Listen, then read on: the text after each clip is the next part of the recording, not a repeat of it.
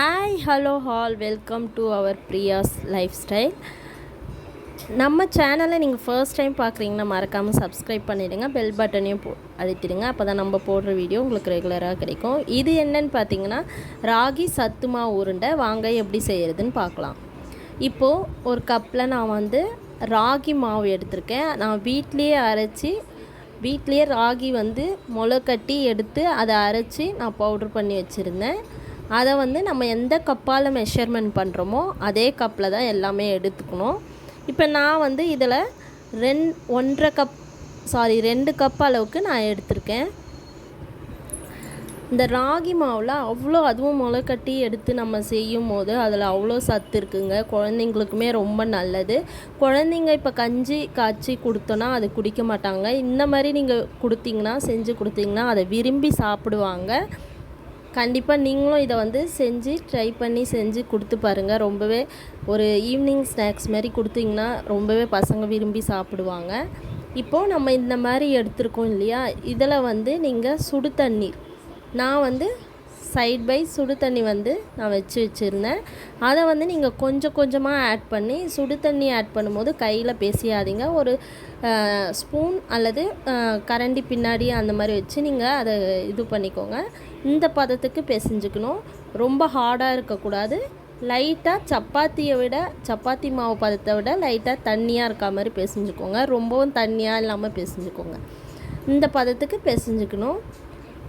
வாழை இலை இருந்தால் வாழை இலை யூஸ் பண்ணிக்கலாம். நான் பார்த்திங்கன்னா வாழை இலை இல்லைன்றதுனால நான் ஆயில் கவர் எடுத்துருக்கேன். அதை நல்லா துடைச்சிட்டு அதில் ஆயில் லைட்டாக தடவிக்கோங்க. மேலே தடவிட்டு நம்ம அந்த உருண்டையை கெவுரு மாவு உருண்டையை ராகி மாவு கெவுரு மாவு உருண்டையை தோசைக்கல்லும் நான் சூடு பண்ணி எடுத்து வச்சுருக்கேன். இப்போ இந்த ராகி மாவை நம்ம இந்த மாதிரி தட்டி எடுத்துக்கலாம். ரொம்பவும் மெலிசாக இல்லாமல் தடியாகவும் இல்லாமல் இந்த மாதிரி தட்டி தோசைக்கல்லில் போட்டு எடுத்து வச்சுருக்கேன். இந்த மாதிரி எடுத்து வச்சுக்கோங்க. தீஞ்சிடக்கூடாது. லைட்டாக நம்மளுக்கு வெந்தும் இருக்கணும். இப்போ அதே பேனில் வேர்க்கடலை நான் வறுத்த வேர்க்கடலை வாங்கியிருக்கேன். நான் திருப்பி கொஞ்சம் லைட்டாக வறுத்துக்கிறேன்.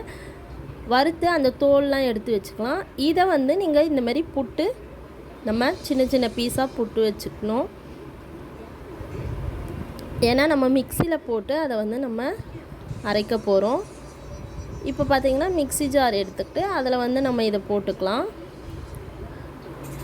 போட்டுட்டு இதையும் சைடில் போட்டுக்கோங்க. வெல்லம் எடுத்திருக்கேன். வெல்லமும் நீங்கள் அதே கப்பால் எது நம்ம மெஷர் பண்ணுமோ அதே கப்பால் 1 கப் அளவுக்கு வெல்லம் எடுத்திருக்கேன்.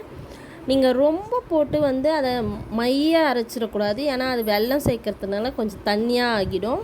அதனால் சின்ன சின்ன பீஸாக கட் பண்ணிக்கோங்க. இது கூட வேர்க்கடலை 1 கப் வேர்க்கடலை நான் சேர்த்துக்கிறேன்.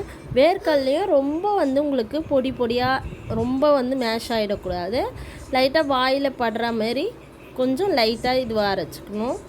இப்போ இதில் போட்டு 3த்தையும் நான் ஏலக்காய் அந்த ராகி பவுட்ரு அரைக்கும் போதே நான் ஏலக்காய் போட்டிருந்தேன். இதுலேயும் ஒரு ஏலக்காய் 2 ஏலக்காய் நான் போட்டுக்கிறேன். இப்போ பார்த்திங்கன்னா வெல்லம் எடுத்திருக்கேன். வெல்லத்தையும் நம்ம அதில் போட்டுக்கலாம். ஏலக்காய் 2 எடுத்திருக்கேன். அதையும் போட்டு நம்ம நல்லா அதை லைட்டாக தான் அரைக்கணும். ரொம்ப ஃபுல்லாக மையாக அரைக்கக்கூடாது. இந்த பதத்துக்கு அரைச்சிக்கணும்.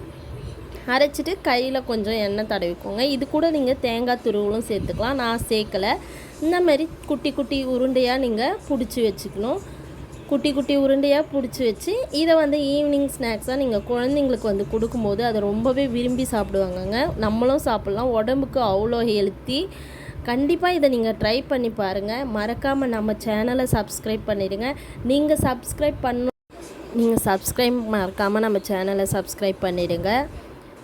நம்ம இப்போ பெரிய பெரிய சேனலை விட இந்த மாதிரி சின்ன சேனலுக்கு கொஞ்சம் சப்போர்ட் கொடுத்தீங்கன்னா ரொம்பவே நல்லாயிருக்கும். தேங்க்ஸ் ஃபார் வாட்சிங்.